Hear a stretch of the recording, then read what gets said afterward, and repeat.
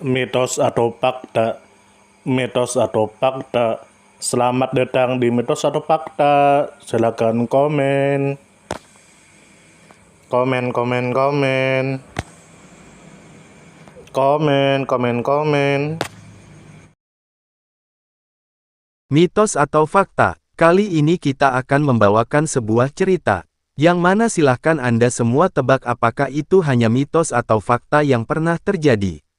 Tentu kita semua tahu bahwa mitos itu adalah cerita yang dipercaya sebagai hasil imajinasi dan kebenarannya tidak dapat dibuktikan. Sedangkan fakta adalah suatu peristiwa atau keadaan yang benar-benar terjadi dan dapat dibuktikan. Fakta dapat diperoleh melalui pengamatan terhadap suatu objek atau peristiwa. Sekarang masuk ke video. Dikatakan bahwa pada masa lalu hidup seseorang yang bernama Ala atau yang dikenal dengan Al-Ala Abdullah bin Imad bin Salma. Dikatakan bahwa Al-Ala Abdullah bin Imad bin Salma Al-Hadrami. Ia berasal dari Hadramaut Yaman. Ayahnya merantau ke Makkah lalu menetap di sana dan di daerah inilah Al-Ala dilahirkan. Rasulullah pernah mendelegasikannya untuk menemui Munzir bin Sari di Bahrain dan membawa sepucuk surat. Beliau yang mengajak Munzir untuk masuk Islam. Rasulullah pernah menugaskannya menjadi gubernur Bahrain pada tahun 8 Hijriyah. Kemudian Abu Bakar juga menunjuknya untuk menduduki jabatan yang sama di wilayah ini. Dikatakan juga bahwa Umar bin Khattab pernah mengangkatnya menjadi gubernur Basrah untuk menggantikan Utbah bin Ghazwan. Tetapi ajal keburu menjemputnya sebelum tiba di Basrah. Dikatakan bahwa Al-Ala Abdullah bin Imad bin Salma adalah Muslim pertama yang mengarungi lautan dalam rangka untuk berperang. Ia adalah sahabat Nabi yang doanya mustajab. Dalam sebuah pertemuan ia pernah berdoa agar Allah memberi mereka air untuk minum dan wudhu dan air tersebut tidak berguna untuk selain mereka. Doanya dikabulkan Allah. Mereka pun minum dan berwudhu. Kemudian mata air kembali mengering. Ia juga pernah berdoa agar Allah memberi jalan di lautan bagi pasukan kaum muslimin untuk menghadapi pasukan musuh. Saat itu terbentang lautan luas yang memisahkan mereka dengan pasukan musuh. Akhirnya laut tersebut menjadi jalan yang dapat mereka lewati. Ia juga pernah berdoa kepada Allah agar kematiannya tidak diketahui orang, sehingga tidak ada seorang pun yang melihat auratnya. Ketika Al-Ala Abdullah bin Imad bin Salma meninggal maka pasukan kaum muslimin tidak menemukan air untuk memandikan jenazahnya. Mereka lalu mensalati jenazahnya tanpa dimandikan dan tidak ada seorang pun yang melihat auratnya. Ketika mereka menemukan sumber air maka mereka menggali makamnya dengan maksud untuk memandikan jenazahnya. Tetapi mereka tidak mendapati jenazahnya di makamnya. Ada sebuah riwayat yang menceritakan bahwa Saham bin Minjam pernah pergi bertempur bersama Al-Ala Abdullah bin Imad bin Salma untuk melawan pasukan musuh.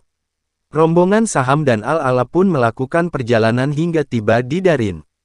Saat itu rombongan Saham terpisahkan dengan pasukan musuh oleh lautan.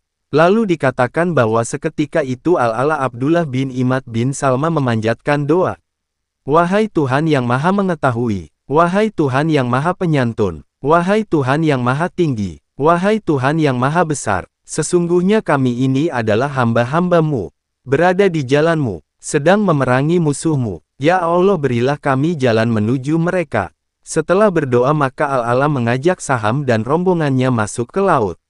Rombongan itu pun menyelam ke dalam laut namun air laut tak sampai membasahi sorban mereka. Rombongan itu pun dengan selamat keluar dari laut dan menuju musuh. Begitupun disampaikan Abu Hurairah. Dia melihat 3 kejadian pada Al-Ala Abdullah bin Imad bin Salma. Di antaranya ketika dia bersama Al-Ala beserta rombongan berjalan hingga tiba di Bahrain dan terus berjalan hingga tiba di pantai. Lalu Al-Ala menyuruh untuk terus berjalan. Kemudian Al-Ala masuk ke laut dan melecut hewan tunggangannya. Al-Ala pun berjalan diikuti rombongannya sedangkan air laut tidak sampai ke lutut hewan yang ditunggangi. Dikatakan juga bahwa ketika Gubernur Kisra Ibnu Mukabir melihat kejadian itu langsung berkata, "Tidak, demi Allah, kami tidak mau memerangi mereka," kata Ibnu Mukabir. Lalu dikatakan juga bahwa Abu Nuaim dalam Hilyatul Aulia menjelaskan di antara tanda waliullah lainnya adalah dengan keyakinan gurun-gurun bisa merekah dan dengan sumpah para waliullah. maka samudra pun bisa terbelah sebagaimana yang terjadi pada Al-Ala Abdullah bin Imad bin Salma. Bagaimana menurut Anda semua? Apakah ini hanya mitos dan cerita sebelum tidur? Atau memang fakta yang pernah terjadi? Silahkan tulis di kolom komentar.